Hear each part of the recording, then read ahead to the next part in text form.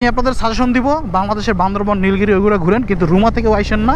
এর পরিবেশ সম্পূর্ণরূপে নষ্ট করে ফেলছে এবং মানুষের ভ্রমণ করার মতো মন মানসিকতা আপনার থাকবে না। পুরো একটা সিন্ডিকেট দিয়ে ভরে রাখছে, যার কারণে আমি রুমা বাজার যাচ্ছি না। এখান থেকে আমি ব্যাক করতেছি, প্রচণ্ড তিক্ত অভিজ্ঞতা নিয়ে ব্যাক করতেছি।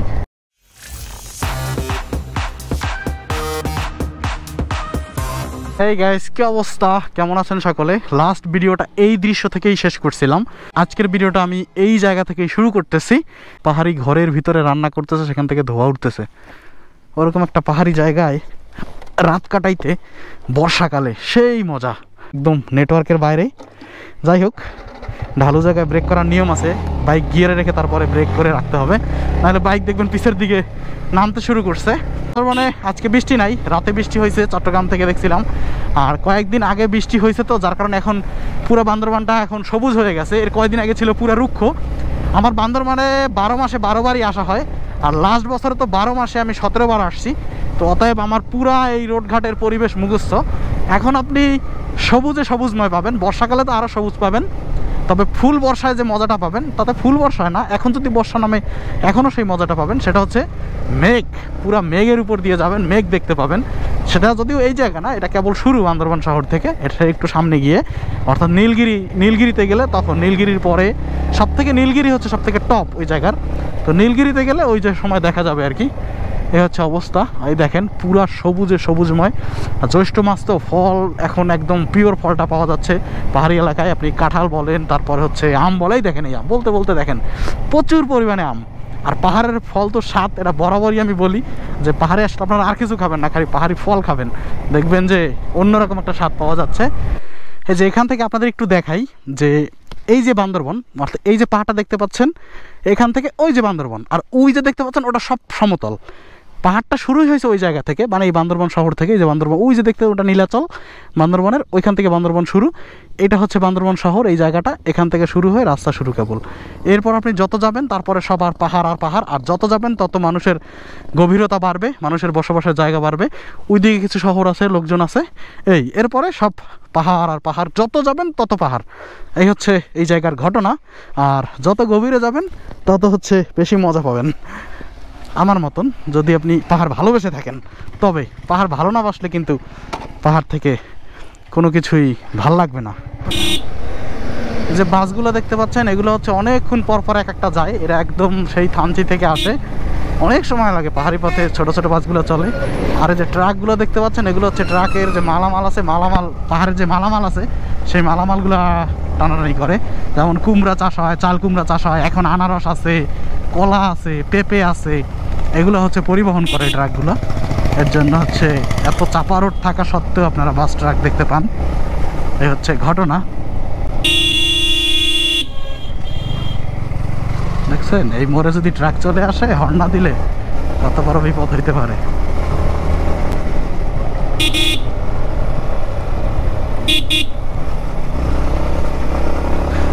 এমনি মোড়, তার উপরে বালি। ও এই দিকটা দেখেন ধূসর। সকালবেলা আসলে এই দিকটা দেখতে পাতেন সাদা সাদা মেঘ, আর এখন হচ্ছে ধূসর হয়ে আছে। রোদ উঠছে তো, কিন্তু সেই মেঘের যে আভাসটা সেটা এখনো কাটে নাই, যার কারণে মেঘ আর হচ্ছে আলো, এই দুইটা সংমিশ্রণে ধোয়া ধোয়া হয়ে আছে। দেখে মনে হচ্ছে কুয়াশা এরকম। এখন কিন্তু পরন্ত দুপুর 2টা বাজে, কিন্তু দেখবেন একদম কুয়াশার মতো ঘন হয়ে আছে পুরো পরিবেশটা। কেমনে দেখাই, পুরো গাছপালায় ভরা, আপনাদের দেখানোর মতো অপশনও তো নাই। এই যে এই জায়গাটা থেকে আপনারা দেখতে পাবেন, এই দেখেন পুরো ধূসর পরিবেশ হয়ে আছে এখন। এই দিকটা পুরো এরিয়াটা ধূসর হয়ে আছে, গাছপালায় ভরে গেছে সব। এই যে পাহাড়টা কত খাড়া দেখছেন, এটা হচ্ছে কলা চাষের জন্য বিখ্যাত জায়গা। এখানে একটা পুরনো বট গাছ আছে, গাছটা অদ্ভুত লাগে দেখতে। এই যে একটা না দুইটা, এই যে হ্যাঁ, গভীর। আশ্চর্যের ব্যাপার হচ্ছে, এখন দুপুরবেলা হইলেও ঠান্ডা একটা বাতাস। ঠান্ডা বাতাসের কারণ হচ্ছে যে হালকা হালকা মেঘ করতেছে তো, আর ওই মেঘটা হচ্ছে মনে করেন আশপাশ দিয়ে বিচরণ করতেছে। আর এই জায়গাটা তো অনেক উঁচু, মেঘের কাছাকাছি, যার কারণে হচ্ছে এই মেঘের যে ঠান্ডা বাতাসটা, সেইটা হচ্ছে এই আবহাওয়াটাকে ঠান্ডা করে দিছে। যার কারণে আমার গায়ে যে বাতাসটা এখন লাগতেছে, শিরশিরি ঠান্ডা বাতাস।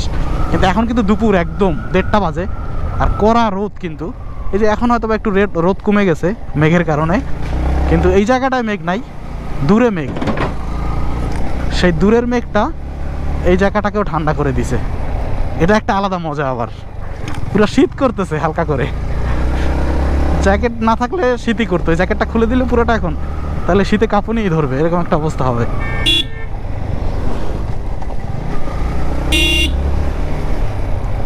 আমার গন্তব্যের কাছাকাছি আমি চলে আসছি। এই যে আমি এখন যাব হচ্ছে রুমা। প্রতিবার তো আপনারা সবসময় ডান সাইডে যাইতে দেখেন, অর্থাৎ আমাকে থানচি যাইতে দেখেন। এখান থেকে থানচি 60 কিলোমিটার, নীলগিরি 29 কিলোমিটার। কখনো রুমা বাজার আমি যাই নাই। এই যে জীবনের প্রথমবার আমি রুমা বাজারে ঢুকতেছি, যেটা হচ্ছে রুমা থেকে কেওক্রাডাং, বগা লেক এগুলো যাওয়া যায়। কিন্তু কথা হচ্ছে যে বগা লেক এখন বাইক নিয়ে যাইতে দেবে না। ওই রুমা বাজার পর্যন্ত সর্বোচ্চ আমি বাইক নিয়ে যেতে পারবো। বাকিটা পথ হচ্ছে, যদি আমি যাইতে চাই ওইদিকে বগা লেক, অথবা যদি আমি কেওক্রাডাং যাইতে চাই, তাহলে আমাকে রুমা বাজার থেকে গাইড নিয়ে যাইতে হবে। এটা হচ্ছে ওখানকার নিয়ম। একটা সময় রুমা বাজারটা হচ্ছে প্রচুর পপুলার ছিল, কিন্তু এই সিন্ডিকেটের কারণে, সিন্ডিকেটটা হচ্ছে এখানে যে গাইড বাধ্যতামূলক করছে, সেটা বড় কথা না, কিন্তু ওইখানে এটা নিজেরা মানে ওইভাবে পর্যটন ফ্রেন্ডলি ধরে রাখতে পারে না জায়গাটা, যার কারণে এখন আর পর্যটক এদিকে আসে না, সব এখন থানচিতে যায়। বাট একটা সময় রুমা বাজার থেকে প্রচুর পরিমাণে ট্রেকিং করতে যাইতো দলে দলে ট্রাভেলাররা। আর এখন আমি যে রুমা বাজারের দিকে যাচ্ছি, রুমা বাজারটা হচ্ছে টোটালি ডাউনহিল। মানে আমি এতক্ষণ পাহাড়ের উপর থেকে চালাচ্ছিলাম, নীলগিরির দিক গেলে আরও পাহাড়ে উঠতাম, বাট রুমাটা হচ্ছে এখন শুধু নামবো আর নামবো। এই যে দেখতে পাচ্ছেন ওই যে একটা বসতি, আবার ওইদিকে বসতি, এখন শুধু নামবো। রুমা হচ্ছে টোটালটাই ডাউনহিল। এই যে আমি শুধু নামতেছি, এখন পুরোটাই ডাউনহিল। চাইলে আমি ইঞ্জিন অফ করেও চালাইতে পারবো, এমন ডাউনহিল। কিন্তু ইঞ্জিন অফ করে চালানোটা সেফ না। চালাবো, মিজু ভাইরা দেখছিলাম ইঞ্জিন অফ করে চালাইছিল যখন ইয়েতে গেছে তখন। এই যে আমি এখন ইঞ্জিন অফ করে চালাচ্ছি। বাহ, দারুণ দারুণ শব্দ হচ্ছে কোথায় চাকায়। ইঞ্জিন অফ করে চালাইলে না ভয় লাগে, চারিদিকে শুনশান নীরবতা। মনে হচ্ছে যে ইঞ্জিন থাম থাকলে বোঝা যায় যে আমি এখন ভয় লাগতেছে। সত্য কথা, ইঞ্জিন অফ করে চালাইলে ভয় লাগতেছে। এই যে কি স্পিড মিটার যদিও অফ, যার কারণে হচ্ছে ইয়ে নাই। গ্লাসটা ধরে অন করি চাবিটা, তারপরে দেখি কত উঠে। 41, 43 পর্যন্ত উঠতেছে। 38। এই যে কাঠাগিরি স্টার্ট করতে হবে এখন, এলে হবে না। এই যে বাহ বাহ, ইঞ্জিন অফ করলে ভয় লাগে। আবার যাই, এই আকামটা ভালোই লাগতেছে। ও জোস, পুরো ব্যাটারি চালিত গাড়ির মতন মনে হচ্ছে, ব্যাটারিতে চালাচ্ছি গাড়ি। বাহ, দারুণ তো। শুধু ব্রেক করবো আর ছাড়বো, দারুণ।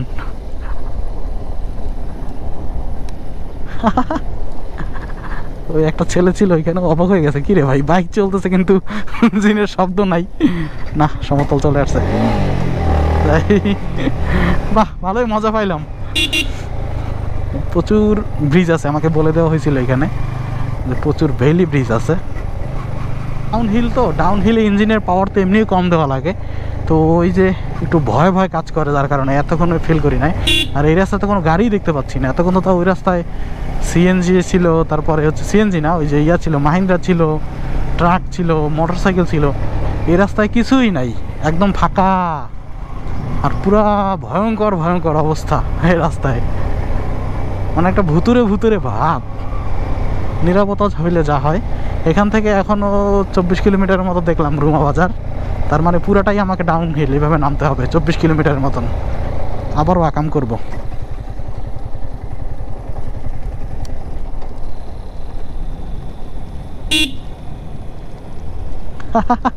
আমার ভূতে ধরছে, আমি খালি ইঞ্জিন অফ করে নামতেছি। পাহাড় থেকে নিচের দিকে নামতেছি, আর এই জায়গাটা হচ্ছে এখন না একটু গরম পড়ছে আর কি। উপরে যেমন ঠান্ডা বাতাস ছিল, ওই ঠান্ডা বাতাস এখন এখানে নাই। এখানে তাপ অনুভব করতে পারতেছি, উপরে কিন্তু তাপ অনুভব হচ্ছিল না, উপরে গরম লাগতেছিল। উপরে কিন্তু রোদ থাকা সত্ত্বেও ঠান্ডা লাগতেছিল, কিন্তু এইখানে হচ্ছে গরম লাগতেছে। এই যে নিচু জায়গা, যে এখানে তার মেঘ নাই, যার কারণে এই অবস্থা। ওই দেখেন কত উঁচু পাহাড়, আর আমি কত নিচে। স্টার্ট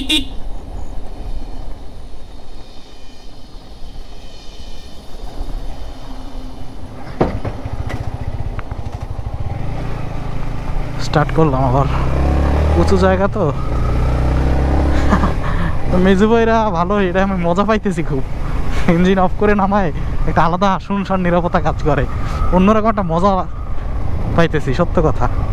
ওঠার সময় আবার তো পুরো ইঞ্জিন পাওয়ার দিয়ে ওঠা লাগবে, পুরো ফিল।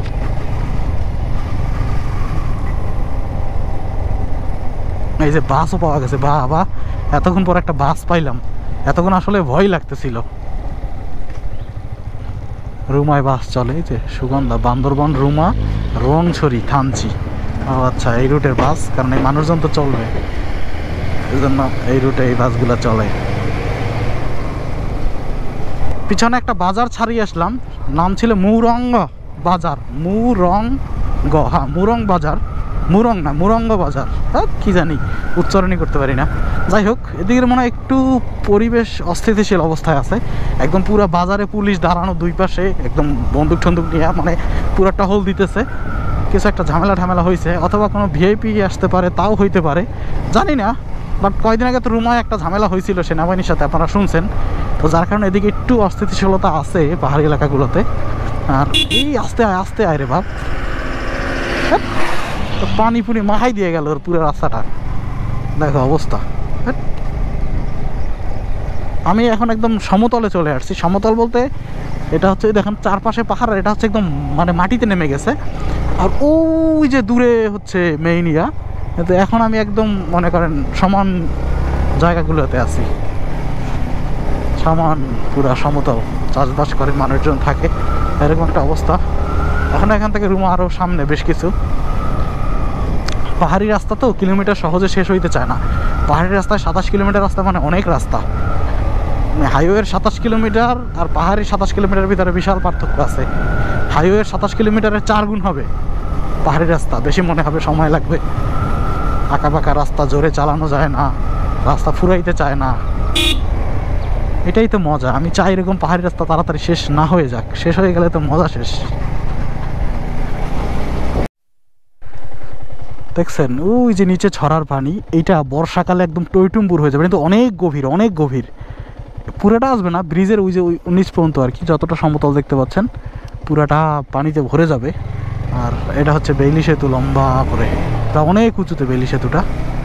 ও আর যা ভাবছিলাম, বললাম না যে ওখানে পুলিশ দাঁড়ানো দেখলাম, কোনো ভিআইপি, হ্যাঁ একটু আগে একটা সেনাবাহিনীর গাড়ি পিছনে আরেকটা গাড়িতে করে মানে চেক দিয়ে তারপরে পুরা গার্ড দিতে দিতে নিয়ে গেল। কে যেন আসছিল ভিআইপি এদিকে, সে ব্যাক করতেছে আর কি, এর জন্য পুলিশ ওইভাবে লাইন ধরে দাঁড়ানো ছিল। এদিকের গ্রামগুলো মনে হয় খুব সুন্দর। পাহাড়ের গ্রাম তো অলওয়েজ অন্যরকম হয়, কিন্তু এদিকের ব্যাপারটা একটু অন্যরকম। পাহাড় সমতলের সংমিশ্রণ তো, এর জন্য একটু অন্যরকম। আর এই রাস্তা এত বেইলি ব্রিজ, বাপরে বাপ। কিছুক্ষণ পর রাস্তার পাশে একটা পাড়া দেখতে পাইলাম, একটা এতক্ষণে পুরা ভুতুরে রাস্তা চালাইতেছিলাম, বাপরে বাপ কি অবস্থা। এই যে একটা পাহাড়ি পাড়া,